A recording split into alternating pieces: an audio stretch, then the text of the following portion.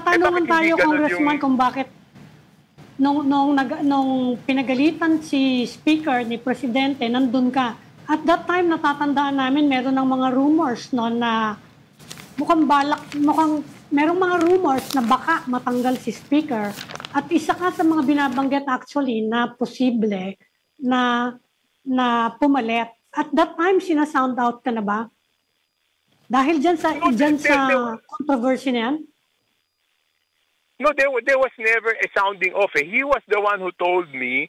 Who told me, Sunday yan, di ba? Yes. So that Sunday hanggang Monday magkausap kami. I remember Tuesday I had to go to Singapore on Tuesday. Okay? Yes. Tapos si Presidente left for Dubai. Natandaan niyo when he left for Dubai? Yes. Oo. Okay. Okay. Yung mabilis lang yun eh. Overnight lang yata yun, di ba? Okay. Speaker called me. Speaker Martin called me. He told me, ano ba naman to si Presidente? Hanggang nasa Dubai, pinapagalitan pa rin ako. Ano ba to? Sabi niya, nandun na sa Dubai, pinapagalitan ako. The next day, he called me up again. Dumating na dito. Walang tigil kahit nasa Dubai, ako pa rin yung pinapagalitan. Kaya nga, gusto ko siyang tanggalin at that point. He told me. At that point. Martin was the one who told me. Then the President texted him daw na change of leadership. He was the one who told me, Martin. Sino ipapalit? Ikaw nga. Mag-change of leadership. Ikaw ang gusto. Walang sinabi kung sino yung ipapalit. Parang sinabi lang niya sa akin, the President texted him daw na there must be a change of leadership. Yun yung sinabi ni Martin sa akin. Ano daw ang reaction ni Martin nung sinabi sa kanya yun? No, he was the one who told me. Martin was the one who told me. Yeah. Martin told me that the President texted him that. Parang ang sinasabi niya sa akin, ano ba naman to? Nasa Dubai na, pinapagalitan pa rin ako. Tapos, tinext pa ako ng change of leadership. Sabi ko, Speaker, we have to clean the house. That's what we have to do. Toby, that's a pretty serious allegation, and I'll just repeat that. Sabi mo, Speaker Martin Romualdez was the one who told you that President Marcos texted him, Speaker, na it's time for a change of leadership in the House. Is that accurate? Naputol. Ulitin ko lang, just so we're 100% clear that because that's a pretty serious allegation. Sabi niyo po, Speaker Martin was the one who told you that President Marcos texted him to say that it was time for a change of leadership in the House. Is that correct? Eksaktong pagkasabi niya sa akin, ano ba to? Nasa Dubai na, pinapagalitan pa rin ako. Tapos sinabihan pa ako ng change of leadership. So accurate nga, siya nga yung nagsabi sa'yo and the President texted him. Pero hindi niyo po nakita yung text. Hindi, nasa Singapore ako. Nasa telepono lang kami nag-uusap. Paano ko makikita yung text? Okay. Paano ko makikita yung text? And then, Pero November. ganito. November.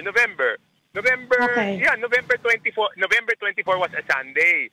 November 25, Monday, magkausap kami ni Speaker. November 26, pumunta akong Singapore. Si Presidente pumuntang Dubai. So, Tuesday and Wednesday, magkausap kami ni Martin. Yan ang problema siya about that, yung change of leadership. Okay. The next Sunday, so kung 24 yon, the next Sunday was December 1, tama ba ako? Yes, it should be. Okay. December 1. December 1, so, correct. Nung December 1, I had a meeting with the President Sunday morning. So, sinabi ko sa kanya, di ba kasi ako yung campaign manager ng alyansa noon, di ba? Yes. Sabi ko, Mr. President, I went to him December 1, Sunday morning, tanda ko yan.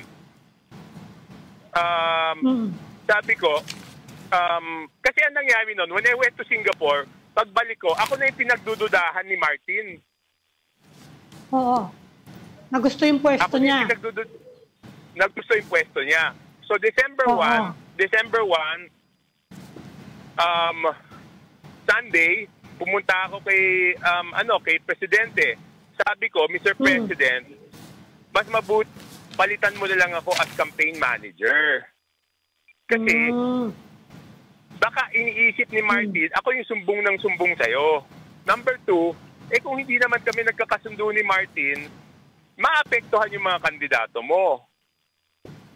Kung Toby, in the end, did you find out sino nga ba yung nagbulong kay President Marcos? That there were such things going on in the House? Okay, ganito. Sinabi ko sa kanya, di ba? Sabi ko, kasi naman, sabi niya, bakit ikaw pagdududahan niya? Lahat naman ng tao, alam na yung kalokohan nyo dyan sa House. Sabi ko, sir, wala akong ginagawang kalokohan. Siyempre, ang naging natural na sagot ko, kasi sabi niya, lahat ng tao, alam na yung mga kalokohan nyo dyan sa House. Sabi ko, sir, wala po akong ginagawang kalokohan. Sabi niya, I mean the House. Yun ang sabi niya, I mean the House. So you're saying there are a lot of reports getting to the President about the anomalies in the budget? Hindi lang isang tao yung nag-whistleblow. Hindi ikaw yung sumbongero. Hindi, madami nung nagsasabi. Hindi ko ugali yan, Ami. Okay. Kung Toby, we're running out of time, but again, I just want to be crystal clear about one thing. What exactly in this two scenarios that you told us about, yung November 4 and then the days after that, what exactly are you accusing former Speaker Romualdez of? Is it incompetence? I'm saying, I'm just replying to your question kung bakit sinasabi ko na walang, yung sa pera na sinasabi ni Saldi na dinideliver kay Presidente, kung bakit sinasabi ko na wala. Kasi nga, pinagalitan siya noon. Hindi. Ang tanong ko, sir, is, ano ba talaga what are you accusing him of? Is it incompetence because he was speaker at that time and yet all of these things were happening under him? Or are you saying he actually had a direct hand with the budget anomalies? What I'm saying is, di ba? Ibig sabihin, he cannot deny na alam niya yung 20% kasi sinabi ko sa kanya eh. O, di ba? So he was... Ibig sabihin, hindi kasama si President Marcos doon sa kalokohan. Hindi siya kasama doon. Yan. And what you're saying is si Speaker Romualdez was in on it. Bakit hindi niya pinagalitan si Saldi? Simpleng-simple, di ba? Tsaka di ba in the previous interviews, I've been saying na nagdududa na ako na merong may ayaw na pauwiin si Saldi. O di lumabas ngayon na totoo yung sinasabi ko na meron talagang may ayaw pauwiin si Saldi, di ba?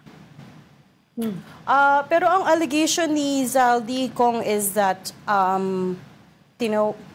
dapat uuwi na siya after SONA, but tinawagan siya ni Congressman Romualdez under the instruction of President Marcos to say, stay out of the country, we will protect you. Kasi ang laging nangyayari, even when I'm in Congress, even sa mga meeting, palaging sinasabi niya, utos ng Presidente, alam ng boss. Yan ang laging sabi niya. Minsan kasi nagtatalo kami ni Speaker. Sinasabi ko, hindi yan tamang gawin. I mean, I don't remember the exact instances na minsan nag-uusap kami. He will always tell me, hindi ko naman gagawin to kung walang utos ng boss eh. That even to me, he tells me that.